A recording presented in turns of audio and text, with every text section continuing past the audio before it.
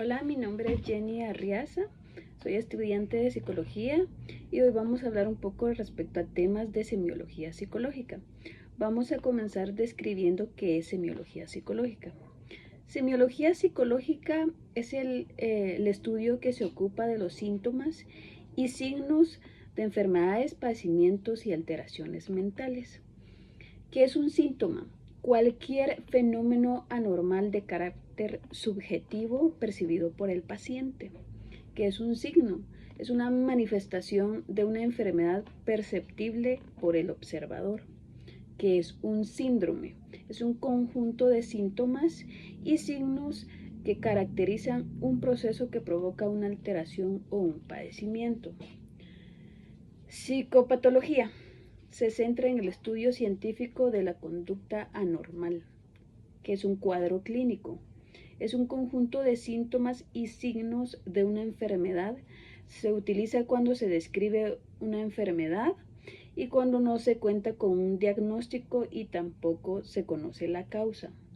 Comorbilidad es la presencia de uno o más trastornos, además de la enfermedad. Premorbilidad, cambios y signos puntuales que pueden presentar los sujetos antes de padecer una alteración mental severa. Normalidad y anormalidad. La normalidad etimológicamente significa dar cumplimiento a una norma. Anormalidad puede definirse en función de la infrecuencia, como alguien zurdo, por ejemplo. Criterios para considerar anormalidad: angustia, deterioro, riesgo para sí mismo o para otras personas, comportamiento social y cultura inaceptable. La entrevista. La entrevista es una forma de interacción humana con roles prefijados, utilizada para obtener información relevante de una persona, con el objetivo de comprender su comportamiento, cognición y emociones. ¿Cuáles son los objetivos de la entrevista? Los objetivos son evaluación, orientación y diagnóstico. El examen mental. El examen mental es una evaluación que busca determinar la capacidad mental actual de una persona, considerando aspectos como su estado de ánimo, pensamiento, percepción y memoria. Sirve para identificar posibles trastornos mentales o para evaluar la evolución de un paciente en tratamiento. Componentes del examen mental. Dentro del examen mental podemos encontrar presentación, conciencia, psicomotricidad, afectividad, cognición, conación e insight. Presentación: lo que se ve en el paciente. Conciencia: lo que permite explorar al paciente. Psicomotricidad: lo que revela al paciente. Afectividad: lo que siente el paciente. Cognición: lo que piensa el paciente. Conación: lo que hace el paciente. E insight: de lo que el paciente se da cuenta. Conciencia: es la capacidad para conocer las propias experiencias. Es la primera función a ser evaluada, ya que si está afectada, pues el resto de funciones mentales se altera. Algunas alteraciones de la conciencia son las siguientes. Podemos encontrar la hipervigilia, la hipovigilia, omnulación, coma, estupor.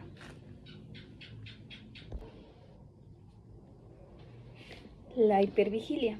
La hipervigilia es el grado elevado del nivel de vigilia que se presenta con ansiedad, alta capacidad de respuesta a estímulos y análisis constante del entorno en busca de amenazas.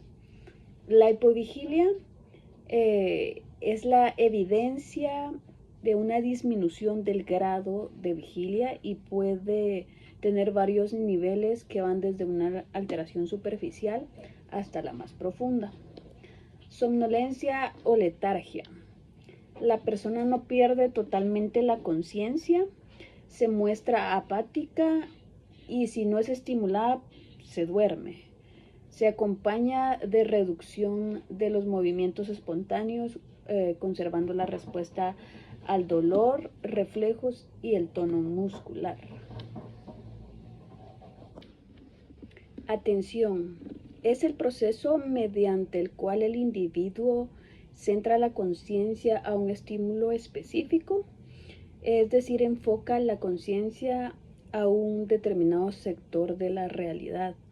Dentro de la atención podemos encontrar algunas alteraciones como la distraibilidad, que es cuando el sujeto es incapaz de mantenerse ajeno a estímulos externos cuando está involucrado en una determinada tarea. La habilidad atentiva emocional. Existe inconstancia atencional y variaciones en el rendimiento por influjo de niveles elevados de ansiedad. Inhibición de la atención o inatención. Se muestra ensimismado y carente de interés por los cambios visuales y auditivos que ocurren a su alrededor. Orientación. Función que permite al sujeto comprender cada uno de los instantes de la vida en relación al pasado, presente y futuro, así como determinar con precisión su ubicación en relación a los espacios que lo rodean y al contexto situacional. En la orientación podemos encontrar desorientación espacial. El paciente desconoce el lugar físico donde se encuentra. Y desorientación autopsíquica, que es cuando el individuo desconoce quién es, de dónde viene, a dónde se dirige, no conoce su rol social, familiar y puede ignorar sus pertenencias. Pensamiento. Una función mental de primer orden propia del ser humano que le permite formar ideas y conceptos, la formación de juicios y la deducción de conclusiones. Podemos encontrar varios trastornos del pensamiento. Uno de ellos es la bradixiquia, que es el desarrollo del pensamiento escaso y retrasado. También podemos encontrar las ideas obsesivas, que son ideas, pensamientos, imágenes o impulsos repetitivos, no deseados e irracionales, que el paciente reconoce como absurdos, que se imponen y que se crean una gran ansiedad. También podemos encontrar el delirio, que es el término para referirse al contenido de conjunto de ideas delirantes que presenta el paciente.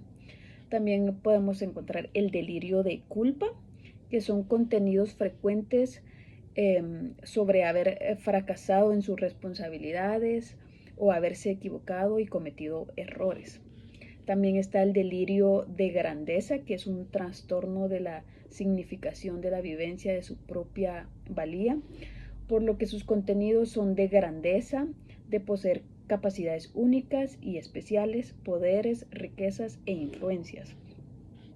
También podemos encontrar el delirio de persecución, que es cuando el paciente cree firmemente que existe una conspiración contra él o que está siendo perseguido de alguna manera. La afectividad. La afectividad es el conjunto de experiencias que definen y delimitan la vida emocional del individuo. Dentro de las alteraciones de la afectividad podemos encontrar tristeza patológica, que representa el descenso del estado de ánimo y se puede manifestar a través del plano psíquico. También podemos encontrar síndromes como por ejemplo el síndrome depresivo, que es una alteración de la afectividad caracterizada por una disminución global del estado de ánimo y que se manifiesta en planos psíquicos y somáticos. Y también podemos encontrar el síndrome maníaco, que constituye una exaltación de las funciones vitales caracterizado por un estado de ánimo hipertémico o aumentado.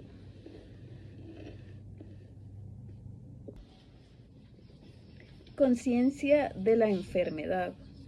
Al terminar el examen mental, el clínico debe evaluar en el paciente el grado de comprensión y valoración de la enfermedad y cómo incide su problema negativamente en su vida.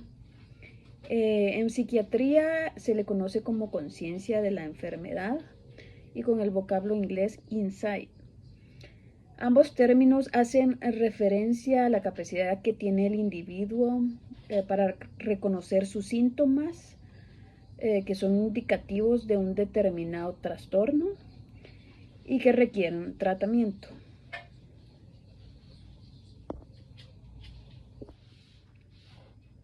¿Qué es la esquizofrenia? Es un trastorno cerebral crónico, severo e incapacitante. Los síntomas que comprenden perturbaciones en el contenido y la forma del pensamiento, la percepción, el afecto, el sentido del yo, la motivación, el comportamiento y el funcionamiento interpersonal. Los síntomas de la esquizofrenia se clasifican en 3 categorías principales, que son síntomas positivos, síntomas negativos y síntomas cognitivos.